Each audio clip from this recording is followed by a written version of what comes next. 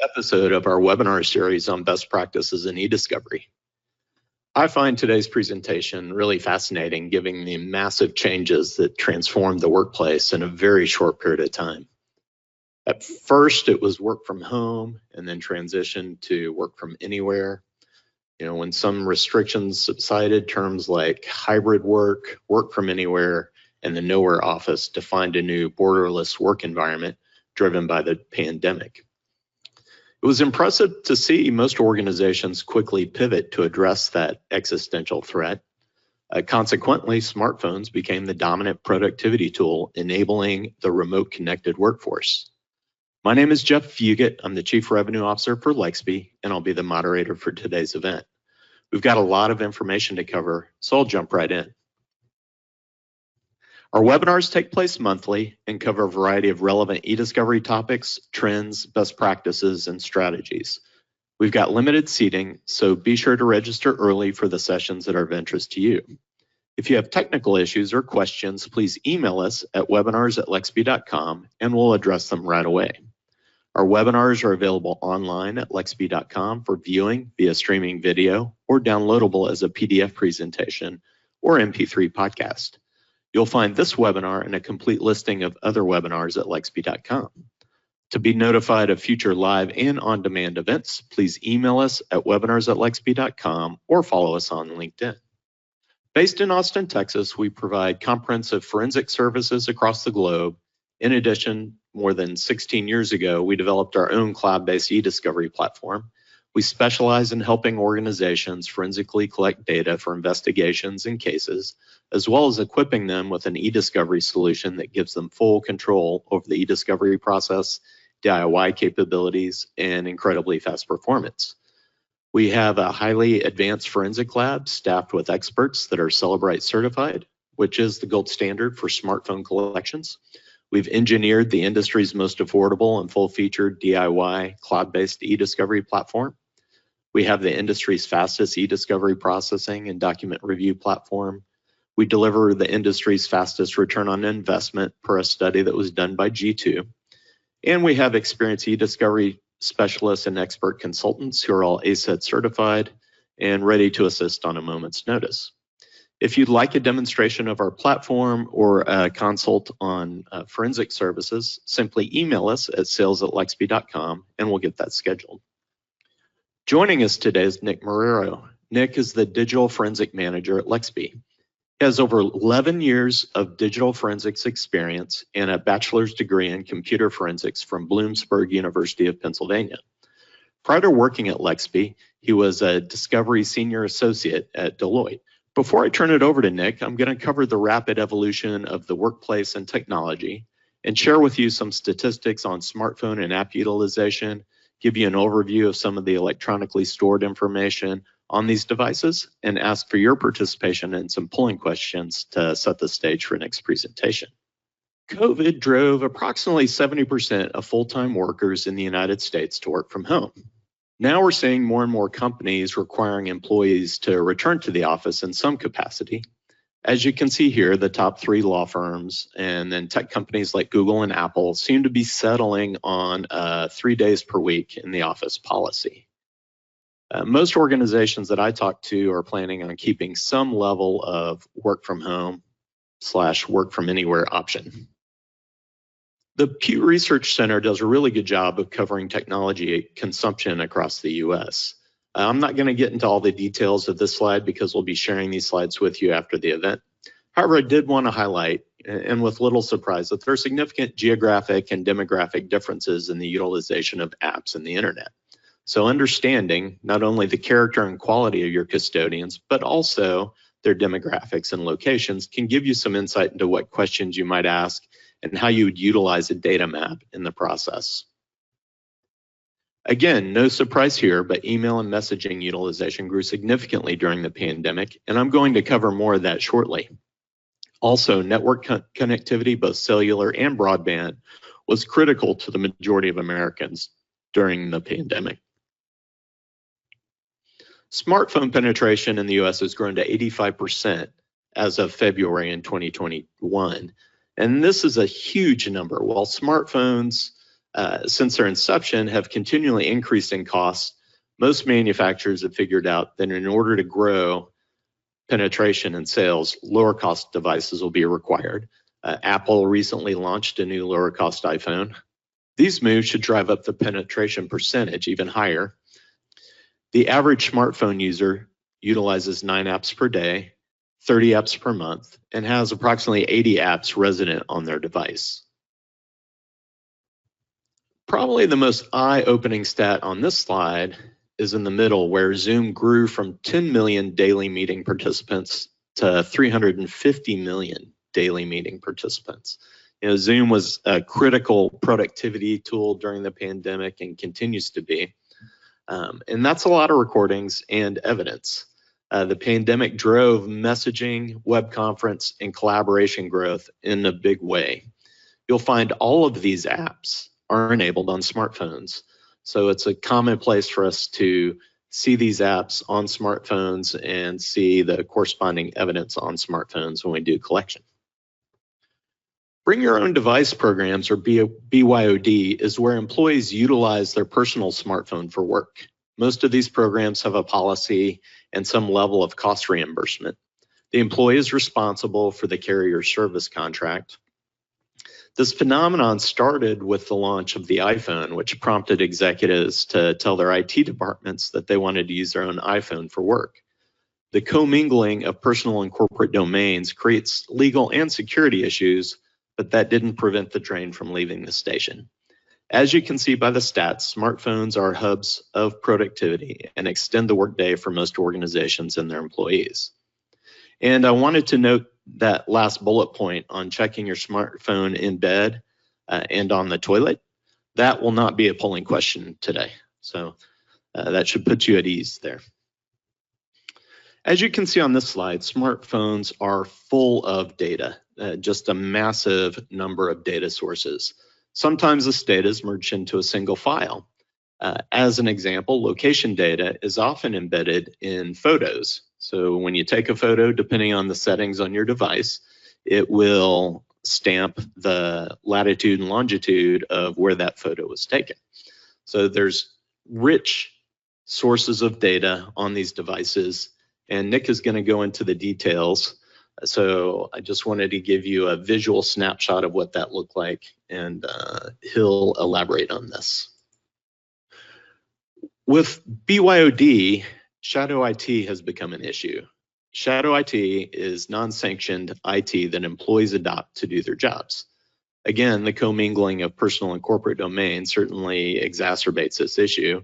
And now, with the great resignation and ease of data portability, the smartphone is often at the center of data exfiltration matters. All right, now I'm going to ask our first polling question. Are you seeing an increase in smartphones being sources of evidence for your matters? And while you're answering that, I'll thank you for participating in our polling questions today.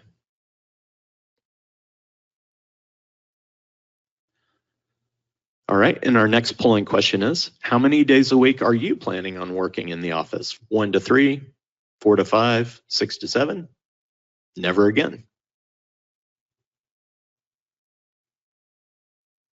All right, thank you for participating in our polling questions. And without further ado, I'll turn it over to Nick Marrero. Nick. Hello, everyone, and thank you for joining today's webinar. My name is Nick Marrero, and I'm the lead digital forensic examiner at Lexby.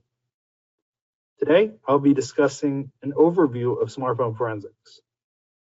We will start the webinar by going over digital forensic best practices and the forensic workflow, and taking a look at smartphone growth and evolution over the years.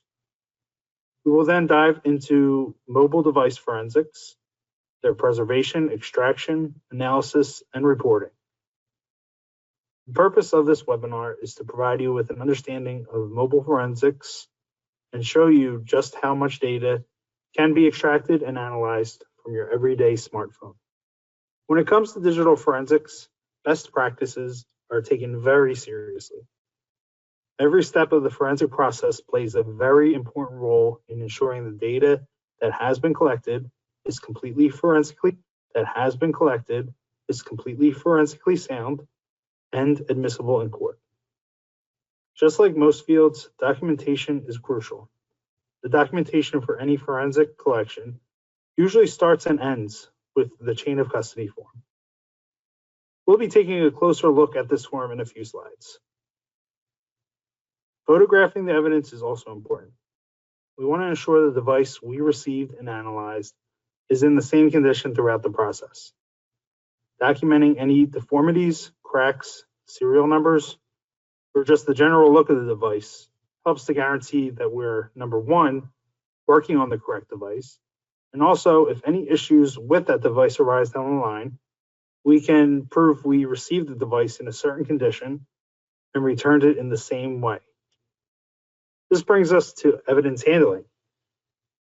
Most devices worked on in the forensic field can be categorized as they're handling the devices with care, storing them in proper, secure locations, and use the appropriate tools during examinations.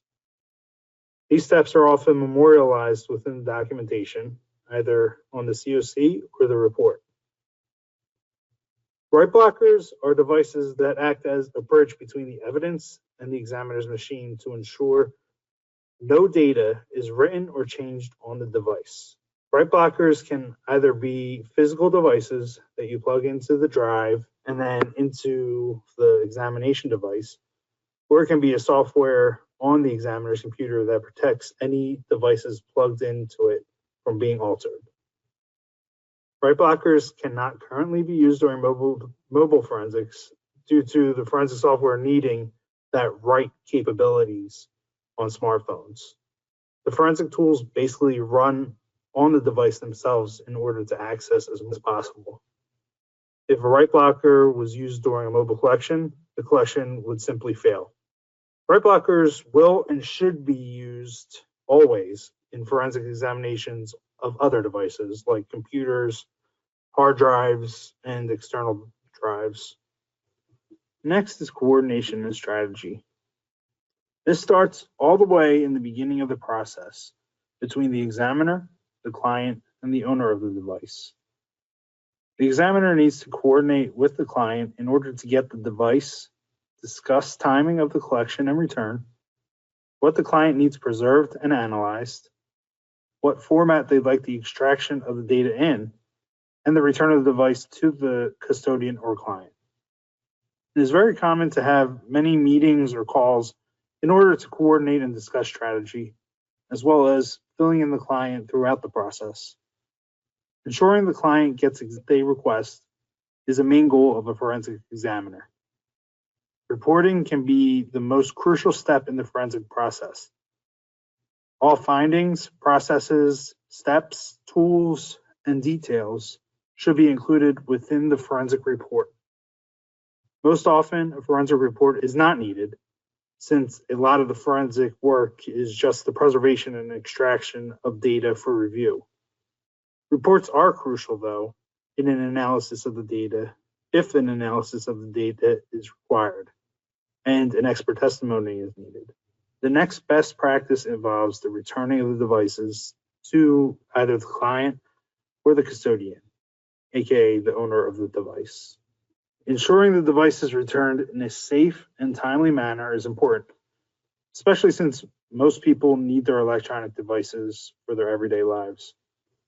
Workflow and best practices go hand in devices for their everyday lives. Workflow and best practices go hand in hand, since best practices are imperative during the forensic workflow. We start on the left at the planning stage. This encompasses the beginning communications and coordinations. Next is the collection.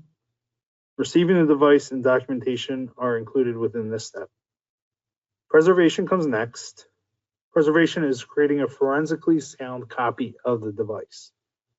This copy is what we perform the next two steps on, analysis and extraction. Analysis will encompass any type of examination of the data preserved. Extraction is the pulling of the data, whether all of it or just pieces, to a format that is ready for review. The final step in the process is the return of the device. Let's take a closer look at the preservation itself. The device typically takes between 2 and 4 hours. This time is fully dependent on the physical size of the phone as well as how much data is stored on it. The size of mobile devices continues to increase over time, making the preservation time increase as well.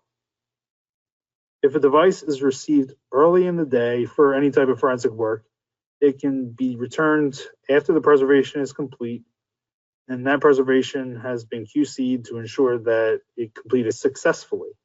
At Lexby, if we receive a device via FedEx or UPS, we can usually have a 24 to 48 hour return time and can have it shipped back to the client for next day delivery. We often get asked about remote preservation capabilities. Unfortunately, it is not yet possible to remotely preserve a mobile device. There are a few alternatives though, and they are not as good as getting the device itself and having the forensic examiner preserve it in person. Cloud computing has made it possible to have a lot of the data that's on your phone also on the cloud. This data can be preserved remotely by accessing the service and pulling the data with our forensic tools. Mobile device backups like iTunes backups, iCloud backups, and Google or Android backups can be created by the owner of the device and either saved locally on their computer, or saved in the cloud. Backups are a great alternative if the phone itself cannot be handed over for preservation, but the biggest issues are depending on the custodian to properly create that backup, and that everything needed was backed up and that nothing was altered or it is always best to have any device that needs to be preserved to be done physically by a forensic specialist. Now let's take a look at the chain of custody. These forms come in all different formats depending on who created them, but they should all have the same general information within them. The chain of custody will detail the device itself, including the make, model, and serial number, and any other identifying information. COCs can include preservation information, including the start and stop times of the preservation and what tool was used. Any case information may also be included. The most crucial part of the COC is the signatures and dates and times. This part shows who had possession of the device, on what days, and at what times. Anytime the device is transferred between parties or line added and signed.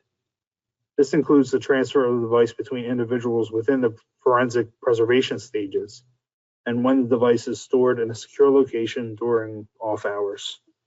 Here we are looking at a brief timeline of the mobile device and smartphone world.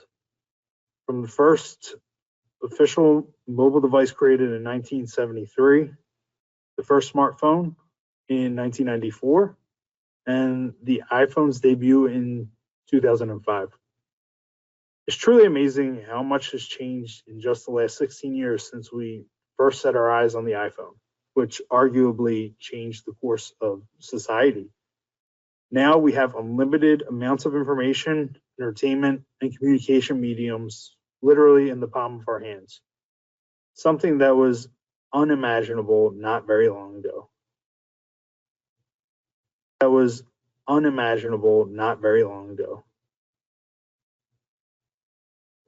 Here we can see the incredible growth of smartphone users, tripling since 2012. Almost half of the world's population has a smartphone now. Another incredible feat for something that wasn't widely used until the turn of the century. Next, we see how the smartphone ecosystem looks. As of 2020, over 70% of all smartphone users have a phone with an Android operating system. This is due to Android being an open source OS that many smartphone producers can easily integrate into their own devices. It's also due to Android devices coming in many budget-friendly options, all the way up to the high end with top features. Apple's iOS comes in next with about 20% of the market. Since Apple does not have an open source OS, only Apple devices run that operating system, limiting the availability to only those willing to pay more premium prices. The final two main operating systems you may encounter include Windows Mobile OS and BlackBerry's OS.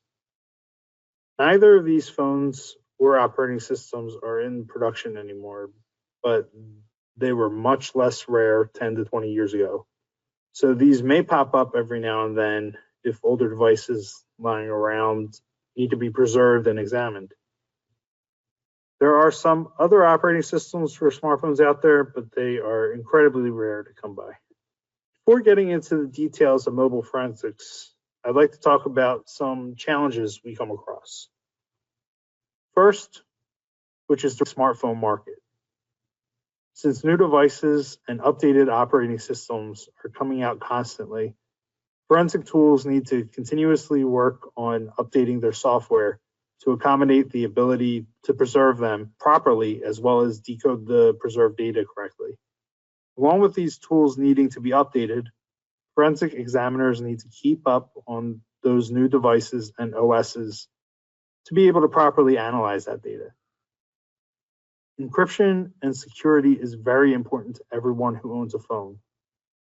Smartphone manufacturers highlight their device security at their events and have made it one of their top priorities when developing new devices and software. With better security comes the challenge of accessing the phone's data for examination. This is another area companies like Cellebrite and Magnet Forensics work constantly to overcome in order for data from mobile devices to be properly extracted and as completely as possible. The physical data size of smartphones has been a challenge as well. Every year we get new phones with bigger available storage options than the last. With bigger storage sizes comes more data on the phone, which in turn means more data to collect, making the examination process take more and more time. We are continuously working on solutions to these hurdles, specifically forensic software companies and their work on their software to keep up, and also training courses for forensic examiners being updated to train us in new technologies and examination techniques. Most forensic software companies offer training and certification in their tools, updating their training curriculum as the field changes.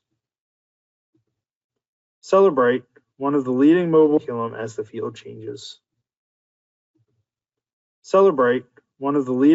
device forensic softwares, supports over 12,000 different mobile devices. As you can see in these screen captures, a lot of these mobile manufacturers are probably unrecognizable to you, like they are to me. The great thing is, with the ability to preserve and examine such a huge variety of smartphones and even old brick or flip phones, the odds of coming across a device that can't be examined is very slim. A lot of these manufacturers can be much more popular outside of the US, so having all of these options is amazing. Once a manufacturer is selected, you can then narrow it down by model. For instance, if you select Apple, then select the iPhone 12 Max, say, which number, since a lot of phones that look like they're under one model could be under an even more specific one. Cellebrite also allows you to auto-detect the device and will choose the correct one based on what's connected to the examiner's computer. Finally, you can use their search function to locate the phone based on a model number or name. There are a few different preservation or extraction methods, including physical, logical, file system, and SIM card. Here we can see a few examples of the differences between the main three methods. The physical extraction is the #1 best kind. This is a bit-for-bit preservation of a mobile device, which includes the unallocated or unused space of the phone. Unallocated space is where, if not overwritten, data in a little bit. Unfortunately, as smartphone security grows, physical extraction capabilities shrink. In order to perform a physical extraction, access to the device's internal memory is needed. These security measures made by the smartphone's manufacturers do not allow tools to access everything needed for this type of extraction, making this type of extraction unsupported by forensic tools for more recent devices. A logical extraction will pull the user data, which includes text messages, call logs, videos, photos, and pretty much what the user can see or access on their device. This is the quickest collection method, but will pull the least amount of data. The file system extraction gets the files embedded in the memory of the device, as well as retrieving the artifacts within the logical extraction. It can also get hidden system files and databases on the phone that the user does not normally have access to, but contains some very vital information. An advanced logical is basically an extraction that combines the logical and the file system data, making this type second best only to the physical extraction. The advanced logical extraction has become the standard for iOS and Android devices. You can also extract data from SIM cards. Even though not much data can be found on the SIM, user and network information can be obtained. Older SIM cards used to store user data like call logs and contacts. Manual collection, this is literally using a camera to take pictures of the screen of the phone. It is very time consuming and not forensically sound, but if there is no other way to get the data, a manual collection will have to suffice. Now let's look at what can be extracted from a phone. There is so much information on the devices today that it's hard to get a clear picture of everything on it. The vital data about the device itself will get pulled. This includes all of the identifying information about the phone, like model, serial number, IMEI, and phone number. It will also display setting information such as if cloud backup and Find My are turned on, location information, time zone settings, and the message retention policy of the device. Time zone settings and the message retention policy of the device, which is the setting to delete messages after a certain time frame if it's turned on or not. As for the actual content of the phone, so much can be discovered about the user and what they did on the device. All of the applications they used, calendar entries, call data. You can view and analyze the photos, videos, audio files, and other documents saved on the phone. Crucial information such as location data, search and web history, and even account logging credentials are made available for analysis. And of course, maybe the number one requested data set can be viewed and analyzed, which is messages. This will also break down messages and other artifacts by apps or other categories. So if WhatsApp messages are what need to be looked at, these tools will have them readily grouped and available for review. Here's another view of the extracted data within Celebrate. I can select one of the main categories and analyze that data within it. One of my favorite features is Timeline View. This view breaks down all of the device's activity from every category of data and sorts it into a timeline. This is great for examinations that are focused on specific days or time frames. This view and feature can show that person X sent a text at 1 p.m. on the 4th, connected to the Wi-Fi at this location at 1:02 and then search the web for such and such at 103. You could break down the time frame, or like we see here, view everything on the device from its lifetime, plus some, since it will show data on the phone that existed beforehand. Like if you save the picture that was created in 2010, it will be part of the earlier part of the timeline. Messages and chats can be sent or received from such a large variety of different applications. Since tools like Celebrate break it down by app, it can become a lot easier to find the specific message you're looking for. Within the tools, messages are grouped by conversations. So a conversation between John and Ann will be separated from a conversation that's between John, Ann, and Tom. Conversations can be sorted and searched by participant, time frame, and even by keyword. Conversations are displayed very similarly to how we see them on the phone itself, in the classic bubble view. This helps easily display the chat, identifying which party sent which text and at which time, and includes any attachments such as photos and the metadata for every piece along the way. This brings us to the next topic, metadata. Metadata is, simply put, data about data.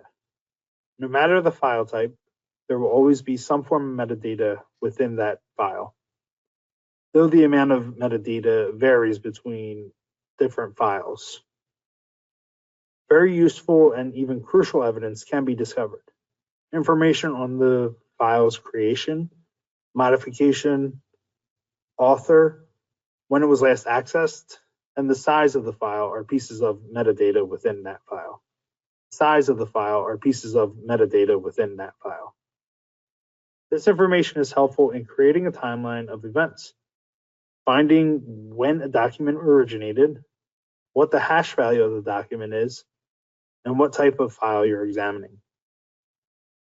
The hash value is an especially important part of metadata, given that this string of numbers and letters is essentially the fingerprint of the file. This value can be used in distinguishing two similar files from one another or proving that two files are the same.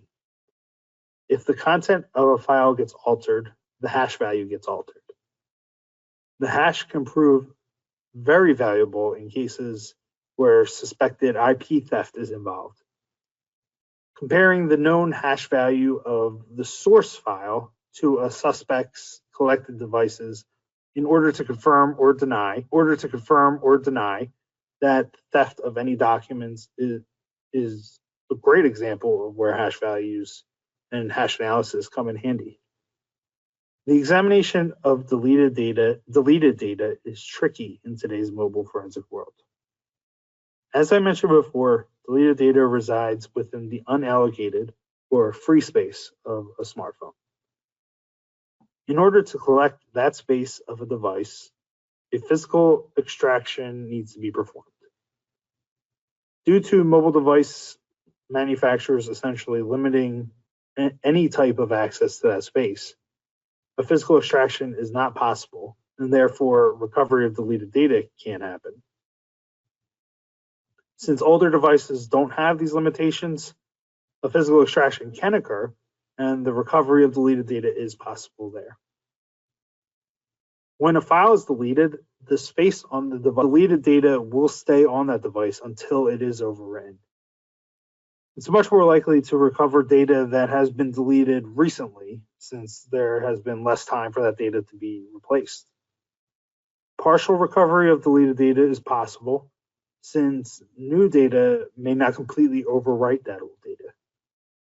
In these cases, not all of the metadata will be present, so metadata or contents of the data will be lost. The reporting stage of the forensic process occurs towards the end after the collection, preservation, and analysis is complete. A forensic report will provide a complete picture of the entire examination from beginning to end. Reports are normally only requested if an analysis of the data occurs, all of the information about that device, software used during the examination, and supporting evidence will be included within the report. There isn't a standard format of forensic reports, but they should all include the same information about the case and analysis. Forensic software tools sometimes have a reporting feature, which will take whichever evidentiary information you'd like and generate a report. The forensic examiner can use this to build the rest of their report around. In terms of review, data from a collection can be exported into a number of different formats. A PDF can be great for the review of text messages, providing all of the metadata as well as the contents of the conversations. An Excel report for a large amount of data for easy sorting and filtering, or an HTML report for easy viewing of all relevant information and contents. The native files will be exported along with these file types for cross-referencing and viewing. Now we come to the data load file. Relatively recently, some forensic tools like Celebrate have introduced the ability to export a data load file. This provides the useful ability to easily transfer data from a forensic preservation to an e-discovery review platform for review. All of the information necessary for review is included within the load file, and once uploaded, review can be performed of the relevant evidence. These load files integrate perfectly with Lexby and other review platforms. This brings us to the end of our discussion on smartphone forensics. Some key points I'd like for you to remember include what mobile device forensics is, which is a subset of digital forensics pertaining to the acquisition, preservation, and analysis of mobile devices. There are many different, and a lot of those, are unheard of here in the US. Android and iOS are the two main operating systems for smartphones on the market. The different mobile forensic extraction types include logical, file system, physical, advanced logical, and manual. So much data can be extracted from a phone, and forensic tools do a great job at ingesting the data and sorting it for analysis. Metadata is data about data, and all files have it.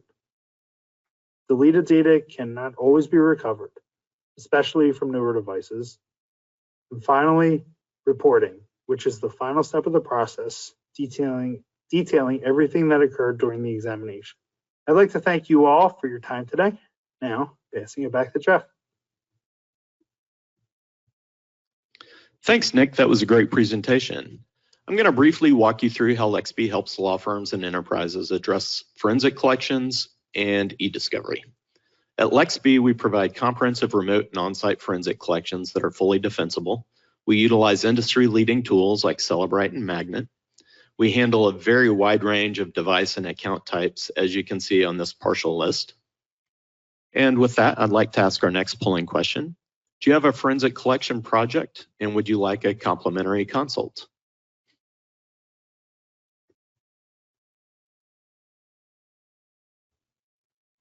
All right, I'll close out that polling question. With Lexby's e-discovery platform hosted at Amazon Web Services, you get on-demand capabilities that scale to address the needs of your case.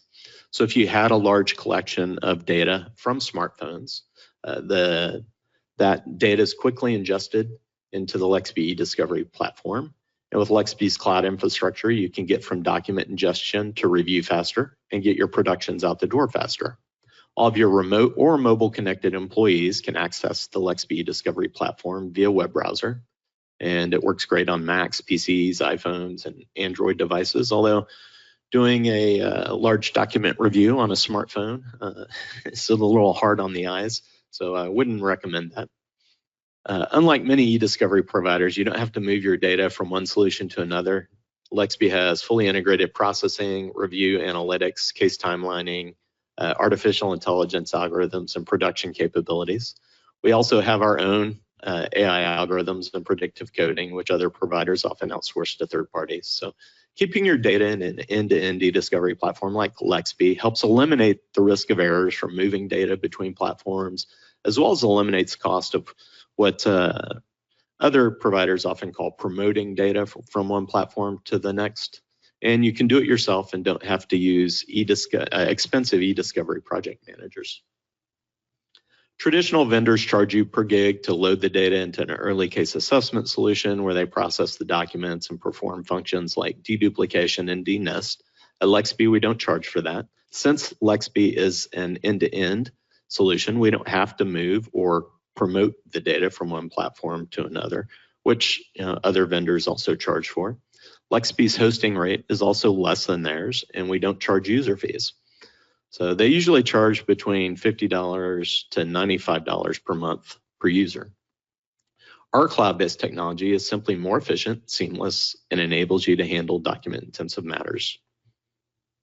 All right, Lexby transcription services. We talked about the growth of Zoom earlier in this session and other web conferencing services due to the pandemic. We're seeing a big growth in audio recordings and video recordings and matters. With Lexby's transcription service, you can easily incorporate these files into your document review workflow.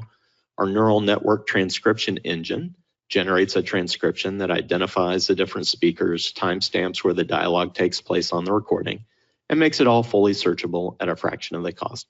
Lexby utilizes AI and machine learning algorithms for several applications, including transcription, translation, sentiment analysis, cognitive image recognition, entity identification, and more. These algorithms are tuned to perform these tasks and enable firms to handle document-intensive matters with limited staff. These AI functions are fully integrated into the Lexby e-discovery platform. If you've got large email sets to review, our email threading capability enables you to streamline the process. With the email thread visualization, you'll be able to quickly identify missing emails in a production, view the metadata without having to click into every email, and you can view side-by-side color designated comparisons of emails within the platform. So it makes it super efficient. You can get through large email sets in record time. Now I'm going to talk to you about e-discovery pricing briefly. The purpose of e-discovery technology should be to improve your document review capabilities while driving efficiencies in both time and cost. Unfortunately, there's still a lot of e-discovery providers that don't pass on the cost savings that technology affords. We host the Lexby e-discovery platform in the Amazon Web Services cloud. Our processing, storage, and networking capabilities are not only highly advanced, but they're also incredibly cost-effective, and we pass the savings on to customers. Here's an example of how we compare to a relativity reseller. We engineered and developed our own cloud-based e-discovery platform more than 16 years ago and continue to innovate and improve with each new release. And in this comparison, you'll see that the relativity reseller charges $30 per gig for data ingestion, processing. Our highly efficient processing servers enable us to offer this for free. While the concept of promotion might sound good, this is usually a cost associated with moving data from one platform to another, as I mentioned before. The Lexby Discovery platform is an end-to-end platform and doesn't require that you move your data. And in this case, not only does it save you $125 per gig, but also helps eliminate data handling errors. We also don't charge user fees. As I mentioned, you can have as many users as you need at no additional cost. And we have 7 different user permission levels to help you keep your data secure. We don't nickel and dime you either with OCR or electronic endorsement fees per page. We also have highly advanced analytics integrated into the platform at no additional cost. And we're able to deliver savings on the hosting costs too. So regardless if your case is small or document intensive, I'm confident you'll find that Lexby delivers the industry's best return on investment. And with that, I'll ask our last polling question. Would you like a demo of the Lexby Discovery platform? Thank you for attending today's session. We'll be making the following available to webinar attendees: a recorded streaming version, an MP3 podcast, and a PDF. Please let us know if you have any questions or comments about this webinar or suggestions for future topics. This webinar is part of the Lexby eDiscovery webinar series. For notices of future live and on-demand webinars as part of this series, please email us at webinars@lexby.com or follow us on LinkedIn. And with that, I'd like to thank Nick for presenting today and thank you for attending. Watch your inbox for an invite to our next webinar on best practices in e-discovery. Take care.